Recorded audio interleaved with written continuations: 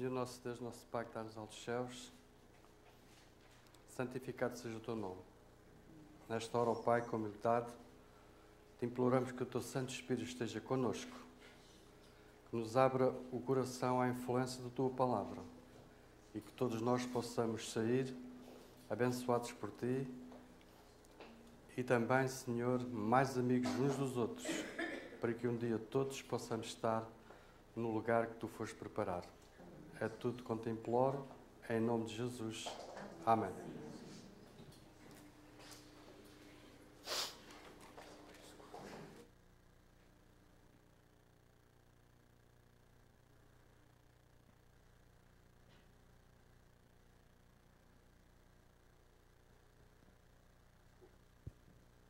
Em continuidade ao louvor e engrandecimento do nosso Deus, com todo entusiasmo, cantemos o hino 492, Lado a Lado.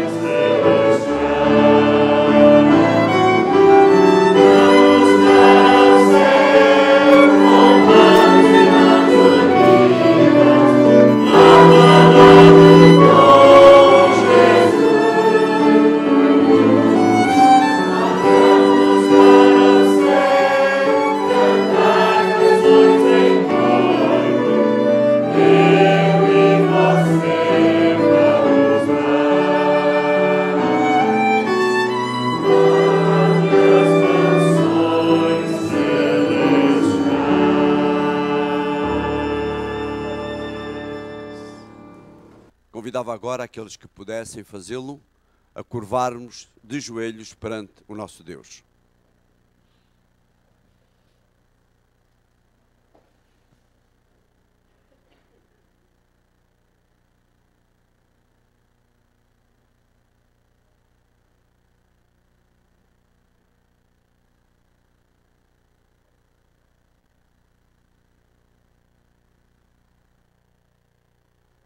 Graças te damos, querido Deus, por podermos estar na tua presença. Graças te damos, Senhor, por nós podermos humildemente vir perante ti nesta hora para te solicitar que estejas no nosso meio. Que te faças presente, Senhor, não só no nosso meio, mas que possas ficar também, fazer-te presente no nosso coração, na nossa mente, para aquilo que aqui ouvirmos, vindo da tua santa palavra, possa ajudar-nos a crescer espiritualmente, a sermos mais semelhantes a Jesus.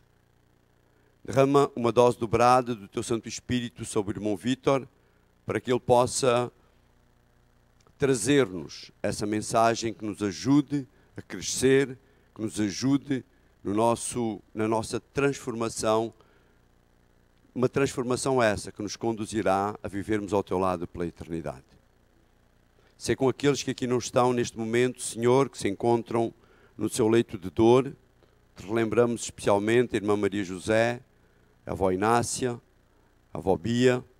Que, Senhor, tu possas confortá-las, que tu possas, ainda a irmã Pulquéria, que tu possas confortá-las, animá-las, e, Senhor, que elas possam, muito em breve, a irmã Gracinda, que elas possam, muito em breve, estar no nosso meio também.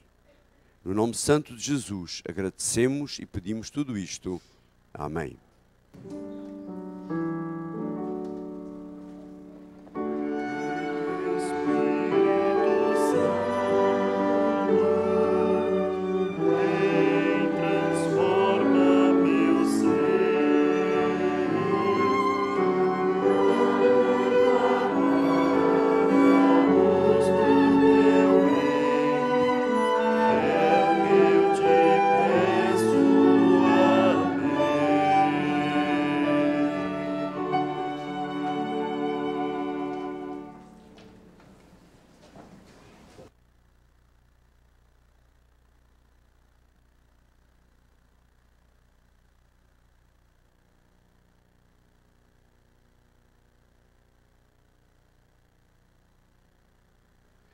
Em continuidade, este é o momento de ofertarmos ao Senhor, sermos fiéis através dos dízimos e das ofertas e gratos, através da nossa gratidão, através das ofertas. Lembrando que, como foi dito na escola sabatina, é o 13º sábado, que possamos ser gratos e ofertarmos em amor.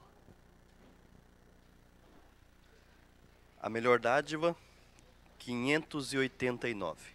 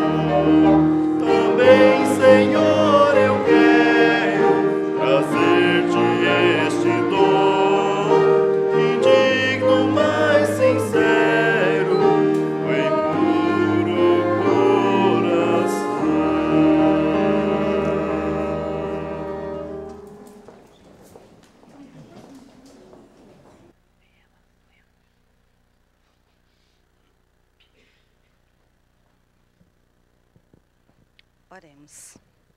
Obrigada, Senhor, porque Tu tens nos dado o privilégio de Te ofertar. E também, Pai, devolver aquilo que Te pertence. Venha, meu Deus, continuar nos abençoando, ó Deus, a devolver tudo de nossas vidas. Venham também, ó Deus, oferecer também, ó Pai, a oferta das crianças. Que Seu Santo Espírito continue abençoando aos pais, a dar exemplo às suas crianças. Nos use, ó Deus, conforme o Teu querer também. É o que Te pedimos, Te agradecemos, em nome de Jesus. Amém.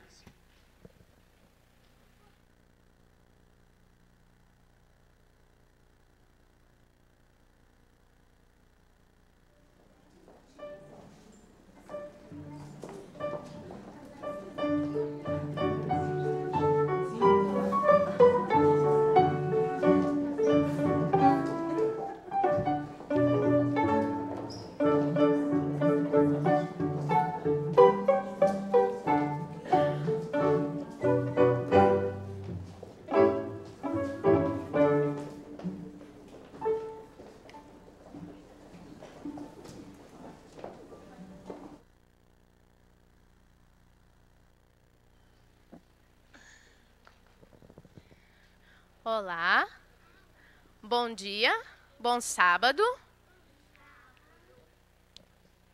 Eu hoje vou contar para vocês uma história que ela está na Bíblia, tá bem? Foi uma história que Jesus contou e hoje eu vou contar para vocês, tá bem?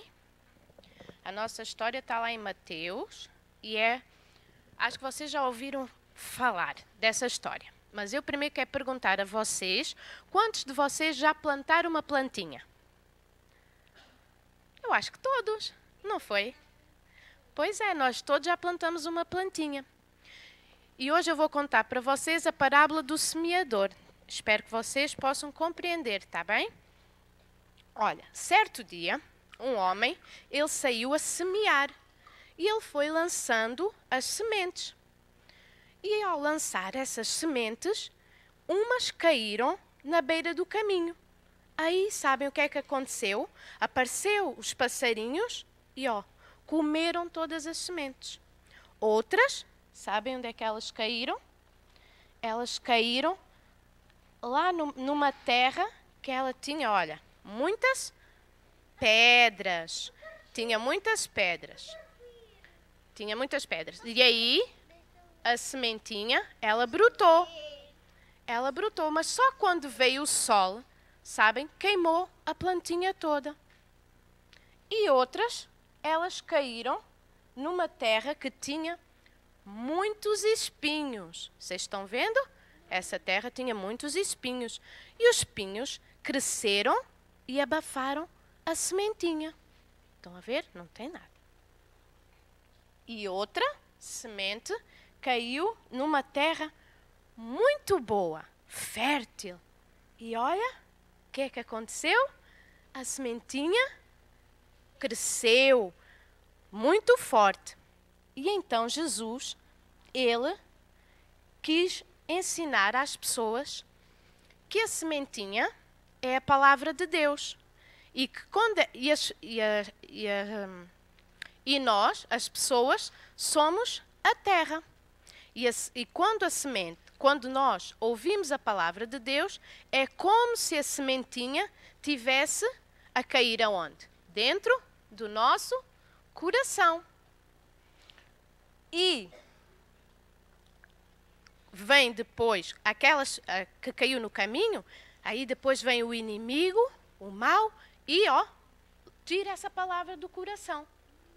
E aquela que caiu na terra com pedras é aquelas pessoas que elas ouvem a palavra de Deus e creem com alegria.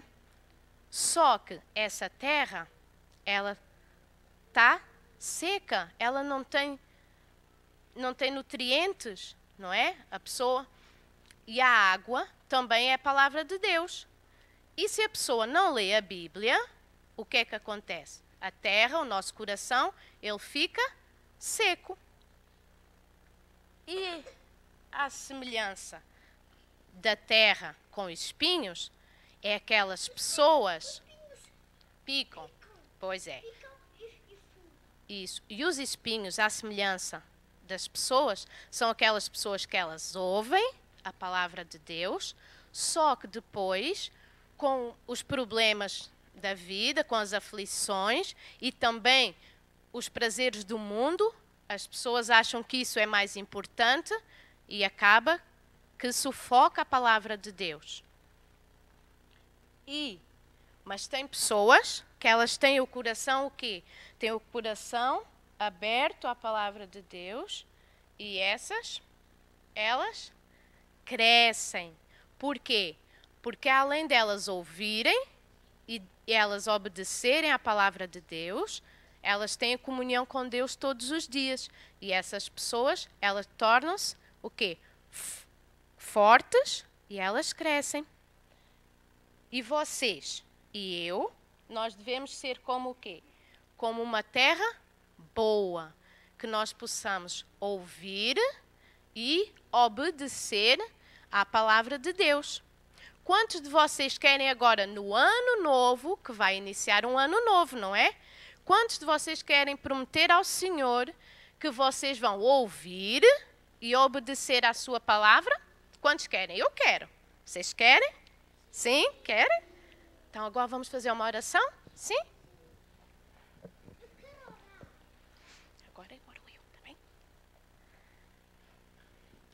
Querido Deus, muito obrigada pelo teu amor e pelos teus ensinamentos. Ajuda-nos a sermos uma terra boa e fértil e obedecer a ti e à tua palavra. Em nome de Jesus. Amém.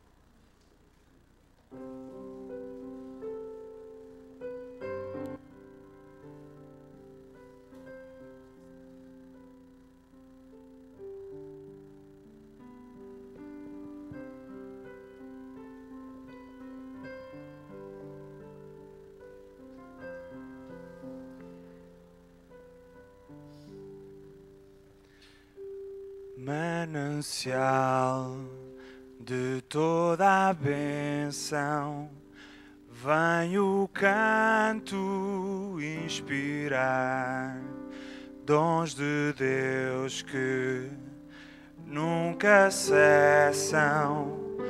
Quero em alto som louvar, faz brotar-me novo canto dos remidos lá na luz, e teu servo faz-me santo para louvar-te, ó Jesus.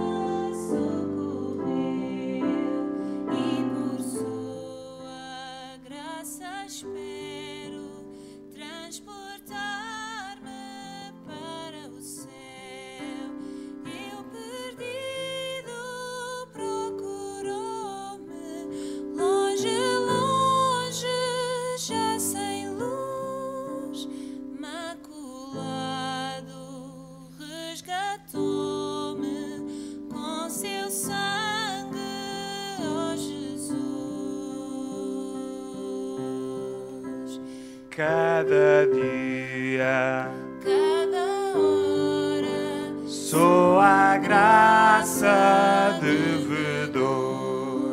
Não me lances nunca fora, confiarei em teu amor. Eis minha alma vacilante, fala firme em teu amor. Faz-me justo, bom, constante, para sempre, ó Senhor. Faz-me justo, bom, constante, para sempre, ó Senhor.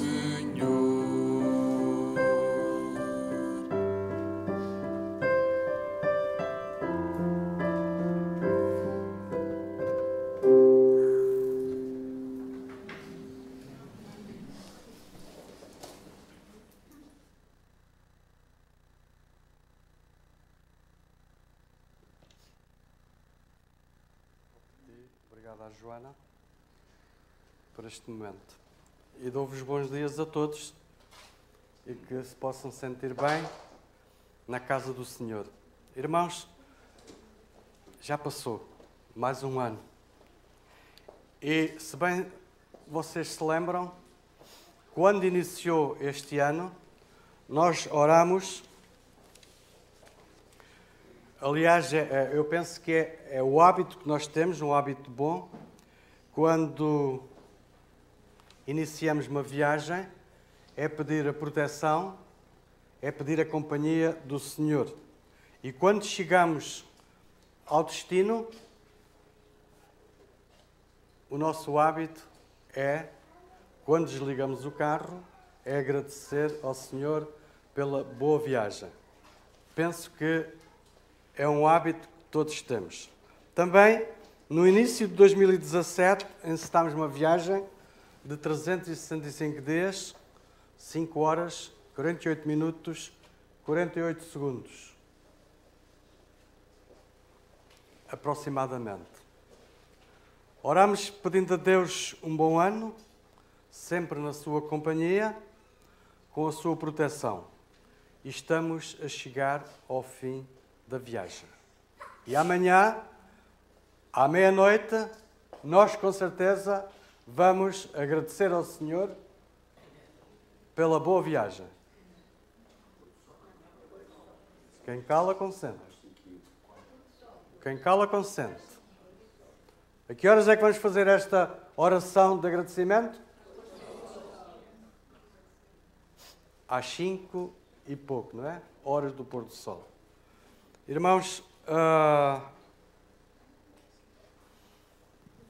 eu gostaria que o Filipe colocasse. Eu gostei muito da escola sabatina porque frisou algo que nós temos em comum, que é a crítica, não é? Mas o Senhor tem sempre um antídoto para superar toda essa má natureza. Eu gostaria que olhassem para aqui. Grandes mudanças estão prestes a operar-se no mundo e os acontecimentos finais serão rápidos. E agora o outro a seguir, por favor.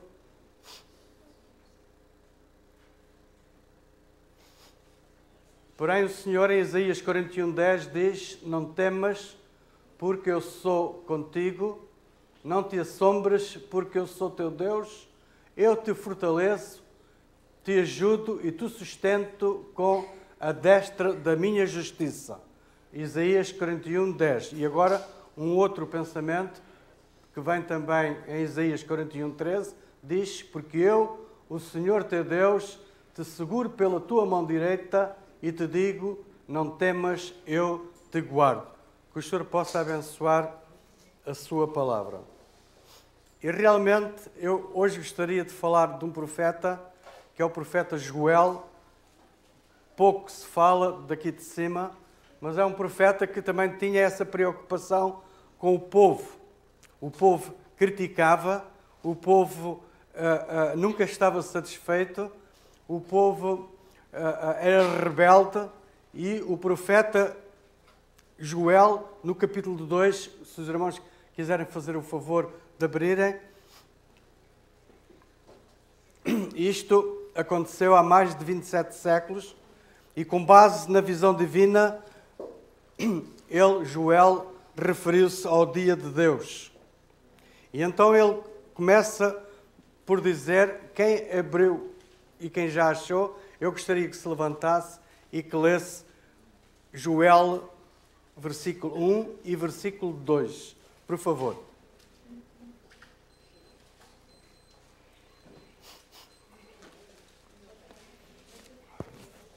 Ele é tão pouco lido ao longo do ano que capítulo 2, verso 1 e 2.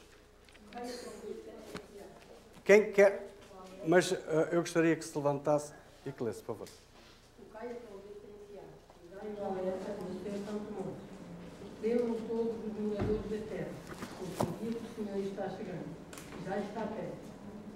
Direito, então. Versículo 2.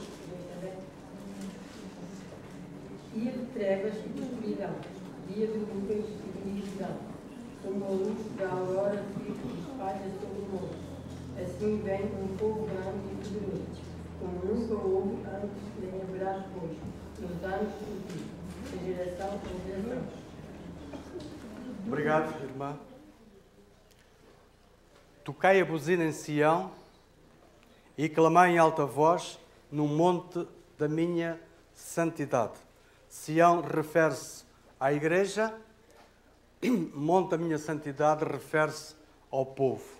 Se bem que estas palavras tenham uma aplicação histórica imediata aos tempos do Velho Testamento, quando Israel estava prestes a ser invadido por um povo inimigo, Joel exortou, Joel apelou ao povo a um arrependimento nacional para que fossem poupados.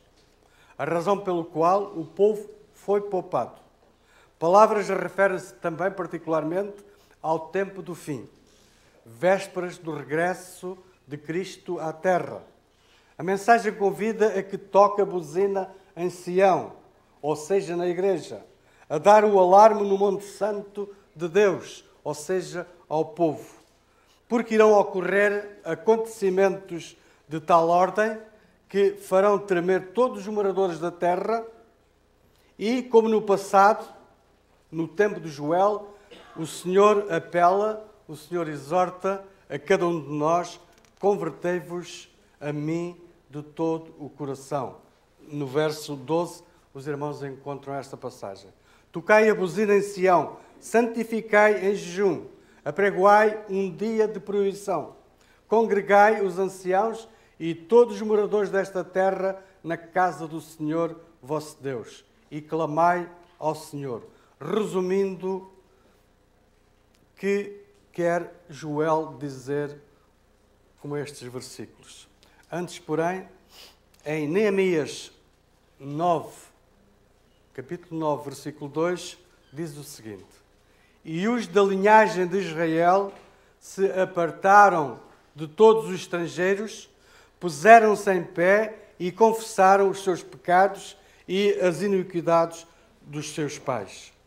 Em vista dos tremendos acontecimentos que estariam para ocorrer no dia do Senhor, hoje, a igreja deve ser despertada, o povo deve ser chamado a uma conversão honesta, a uma conversão profunda, conversão de todo o coração. Em outras palavras, devia efetuar-se uma reforma espiritual no seio da igreja, em preparação para os grandes acontecimentos do fim. E todos nós que aqui nos encontramos, nós não temos dúvidas de que Jesus está às portas. E de que este chamado para uma conversão genuína e uma reforma na vida de cada um deve ressoar por todos os cantos de Sião, todos os cantos da igreja. Ou seja, desde os líderes máximos até ao membro mais humilde. A serva do Senhor, por autoridade divina, escreveu o seguinte. Está no Serviço Cristão, na página 57. Um dos elementos capaz de colocar ou de superar a crítica dentro da igreja. Diz assim: um reavivamento da verdadeira piedade entre nós, eis a maior e a mais urgente de todas as necessidades. Verdadeira piedade. Piedade é uma palavra que vem da palavra grega eusebeia. E esta é a junção de duas palavras. Eu, que significa bom ou correto, e sebomaia, que significa adorar. Portanto, piedade é adorar bem ou corretamente. Por conseguinte, reavivamento da verdadeira piedade quer dizer que temos de ser piedosos, temos que adorar a Deus bem e de maneira correta, como a Bíblia nos ensina, e não seguir o nosso desejo, o nosso eu. Diz mais a Sra. Ellen White, em Mensagens Escolhidas, volume 1, página 121. Cumpre-nos, porém, mediante confissão, humilhação, arrependimento e fervorosa oração, cumprir as condições estipuladas por Deus em sua promessa para conceder-nos sua bênção. Também em Testemunhos para a Igreja, no volume 1, página 469, diz o seguinte: o povo de Deus não irá suportar a prova a menos que haja um reavivamento e uma reforma entre o povo de Deus. Mas esta deve começar sua obra purificadora entre os ministros. Aqui, Ellen White frisa bem, haja uma reforma entre o povo de Deus. Mensagens aos Jovens, página 317. Agora prestem atenção e eu gostaria que, a partir de agora, aqueles que têm o telemóvel ligado o colocassem no silêncio para que, neste momento, a nossa ligação seja somente entre nós e o céu. Está bem? Fazem isso? Se têm telemóveis ligados, agradeço que coloquem no silêncio.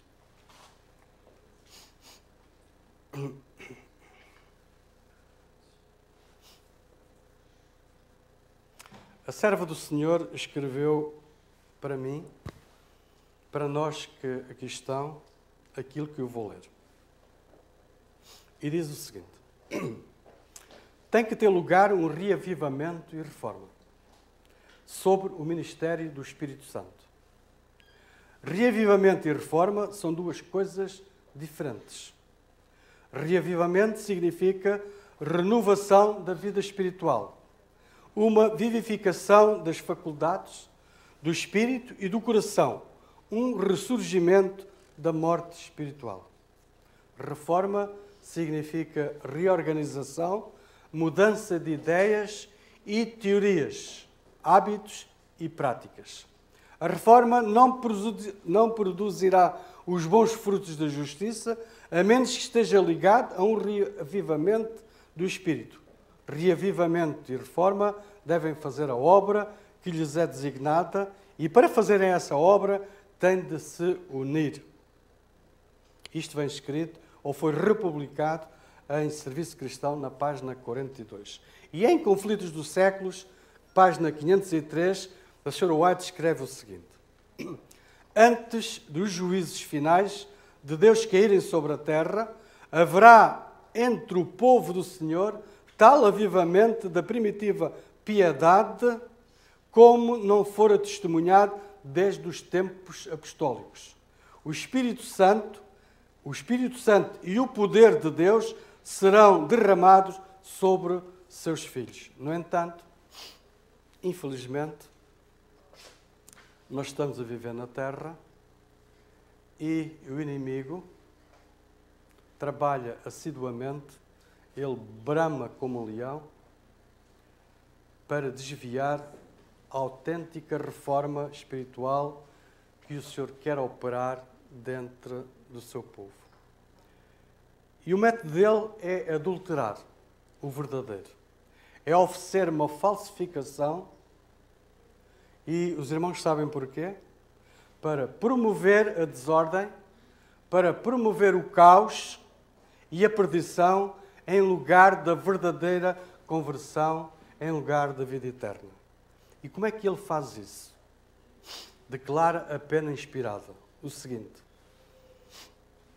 em todo o avivamento está ele, Satanás, pronto para introduzir no coração não santificado heresias que levam a desvirtuar o desejo do Salvador.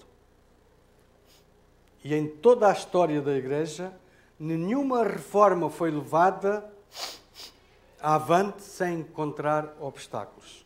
Assim, no tempo do Paulo, como nós estudamos através do semestre passado, onde quer que o apóstolo fundasse uma igreja, o que é que acontecia? Logo era introduzido pelo inimigo heresias que, uma vez aceitas, excluiriam o amor da verdade. Conflito dos Séculos, página 427, 428. E continua a serva do Senhor dizendo: germinara por toda a parte a semente que Lutero lançara. Satanás se introduziu, apresentando uma contrafacção em lugar da verdadeira obra. Irmãos, assim como houve falsos cristãos no primeiro século, tempo de Paulo, também surgiram falsos cristãos no século XV, XVI, por altura do tempo de Lutero. Vem escrito em Conflito dos Séculos, página 196. E o mesmo que o inimigo fez no passado, ele está a fazer no presente. Mentiras, atrás de mentiras, e a Igreja está a sair prejudicada. O único desejo ou objetivo de Satanás é desorganizar o movimento adventista do sétimo dia e confundir os seus membros.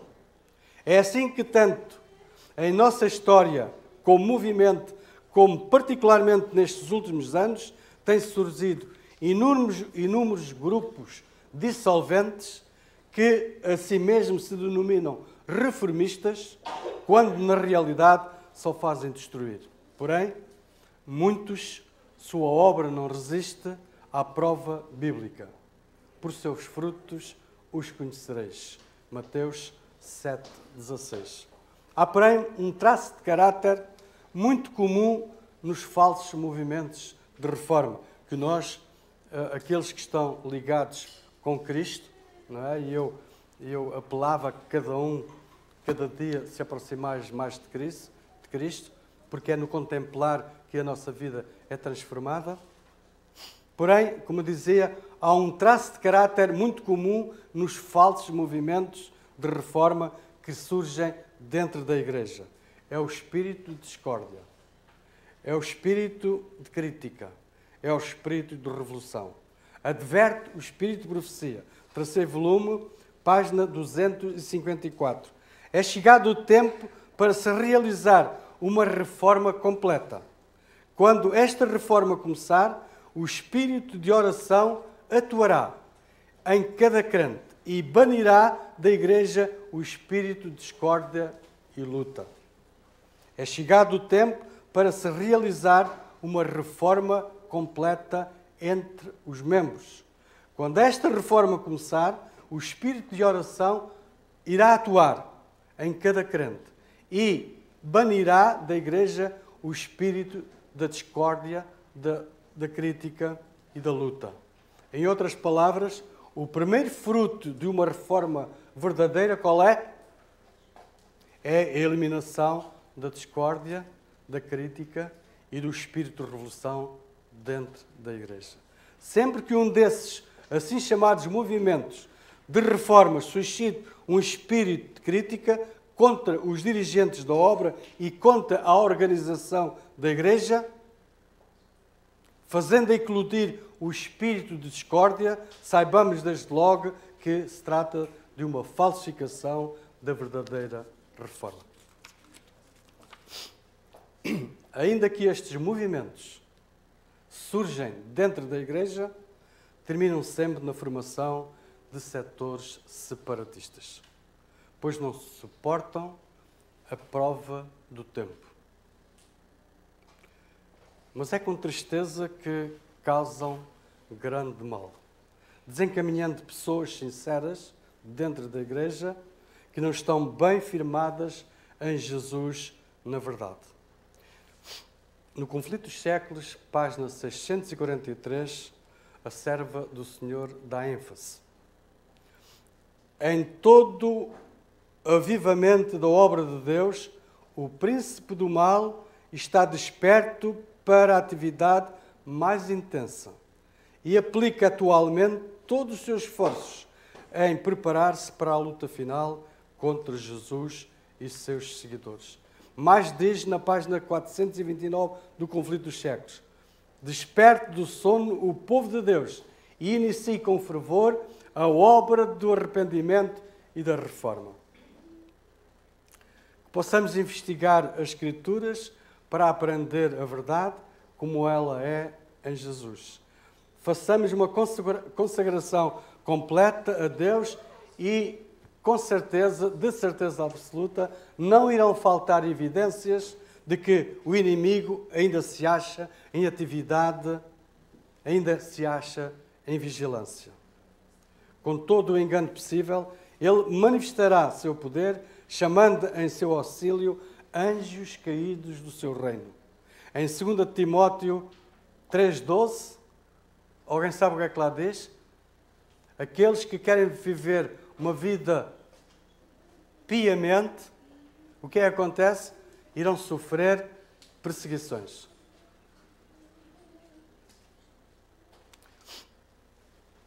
Neste ano, com certeza que cada um irá propor no seu coração um estudo mais intenso da Palavra de Deus, fazer mais uso da oração, fazer mais uso do trabalho missionário. Porque se nós queremos um dia estar naquele lugar que Cristo foi preparar para mim, eu também quero que aqueles que me rodeiam estejam lá também. E para isso eu tenho que levar a palavra, eu tenho que levar as boas novas, eu tenho que levar o caminho a essas pessoas. Eu tenho que levar Jesus.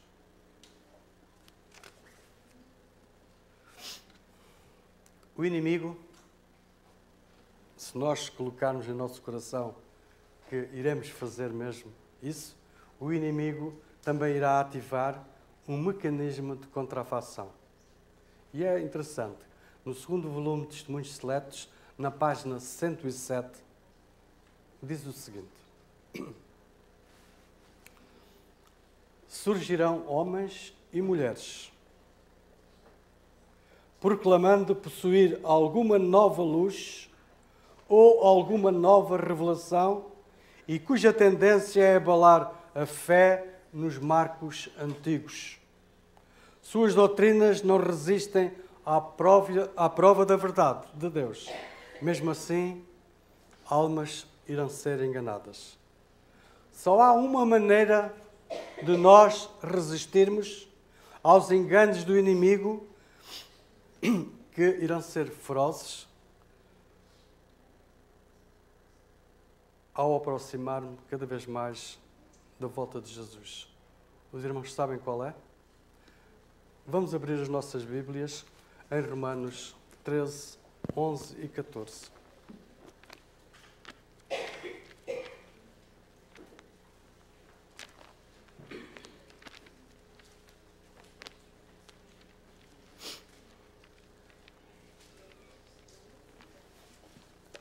Romanos 13,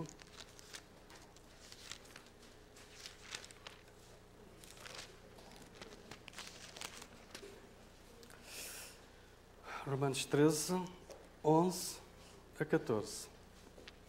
Diz o seguinte: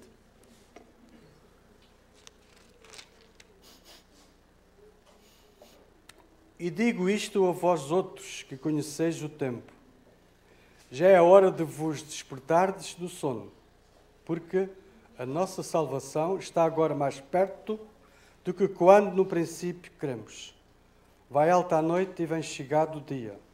Deixemos, pois, as obras de trevas, deixemos, pois, as obras das trevas e, o que é que lá diz?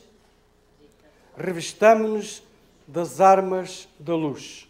E agora, para dar ênfase àquilo que acabámos de ler, Efésios 6, Efésios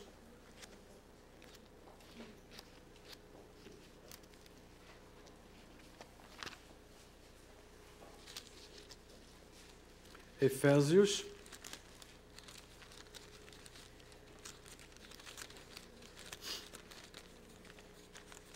Minha Bíblia não tem, Efésios.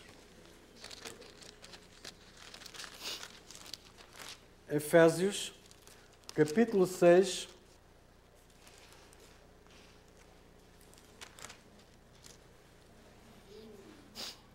verso 10 ao verso 18.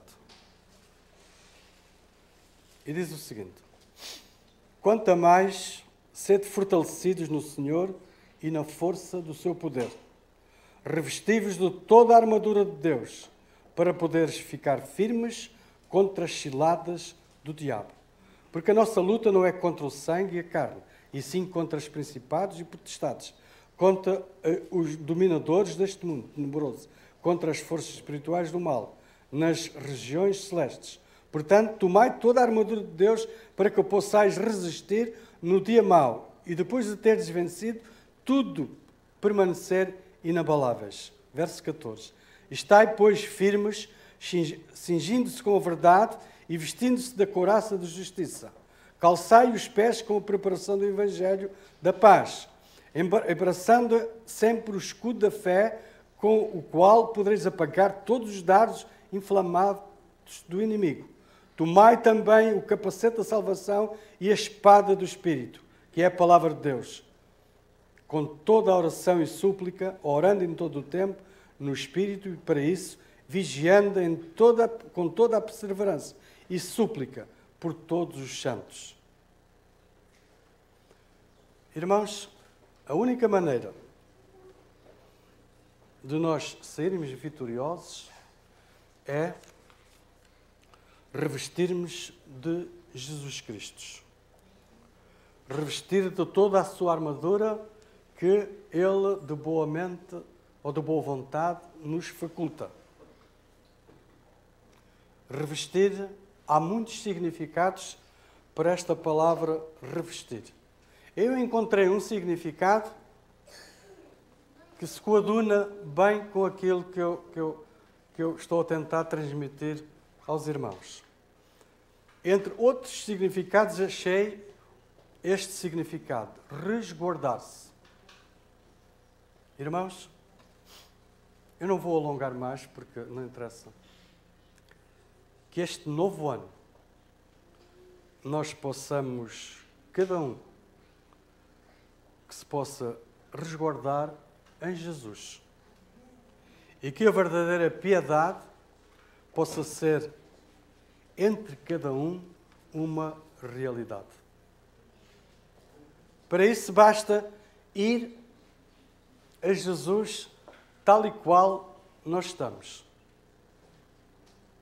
E é o hino que vamos cantar. É o hino 278. Porém, eu prometi a alguém que iria falar um bocadinho da história deste hino, quem o escreveu. E como é que aconteceu este hino? Numa conferência, algures no século XVIII, quando esta escritora tinha mais ou menos 46 anos, alguém se aproximou dela, que era um tal doutor de nome Dr. Malan, e aproximou-se dela e perguntou-lhe se ela era cristã. E o que é certo é que esta senhora ficou muito ofendida com aquela pergunta. Ela ficou toda ofendida com a pergunta e respondeu que preferia não discutir a questão. O Dr. Malon disse que se sentia muito, se havia ofendido, portanto pediu-lhe desculpa, mas que ele era cristão e sempre gostava de falar do seu Salvador a outras pessoas. E gostaria muito que a jovem senhora algum dia se tornasse uma trabalhadora de Cristo. Ela era escritora, ela era poetisa. E a conversa ficou por ali. Algum tempo mais tarde, mais precisamente 3 semanas mais tarde, encontraram-se novamente numa outra conferência. E qual é o espanto do doutor quando esta senhora, de nome Charlotte Elliott, aproximou-se do doutor, agora foi ela que se aproximou dele, e perguntou-lhe: doutor, que posso eu fazer para me tornar cristã? Então o doutor olhou para ela, não estava à espera, não é? Olhou para ela e respondeu-lhe de uma maneira simples, respondeu-lhe desta maneira: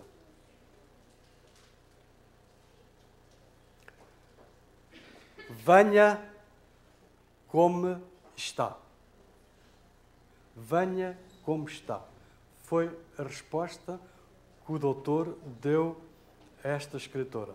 Esta escritora vai para casa e começa a escrever, e escreveu o hino 278, que vamos cantá-lo com alegria e com a consciência de que nós possamos aproximar de Cristo tal qual nós somos. Não é? Vamos cantar o hino 278.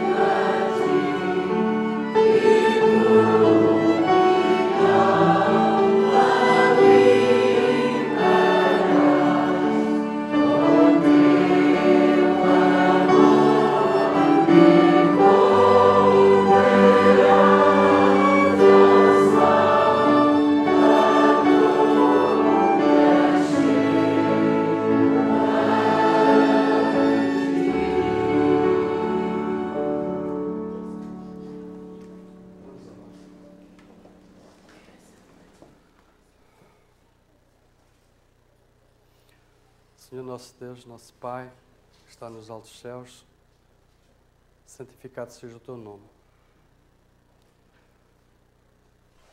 Todos nós sabemos que somos pecadores, todos nós sabemos que temos o defeito de caráter de criticar, de julgar,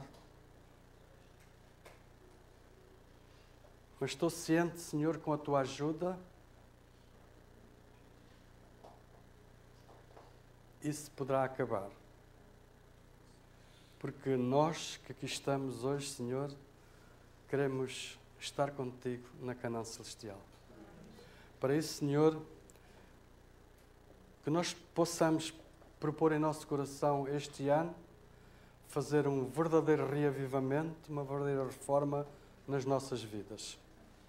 Que nós nos possamos arrepender do passado, daquilo que fizemos de mal e que possamos, Senhor, agarrar à Tua mão e caminhar ao longo do ano que vem em segurança, pelo caminho certo, levando também a mensagem a outros, para que outros também possam usufruir dessa maravilhosa promessa. Abençoa a cada um que aqui está, Senhor. Não nos deixes desanimar. Protege-nos, Senhor.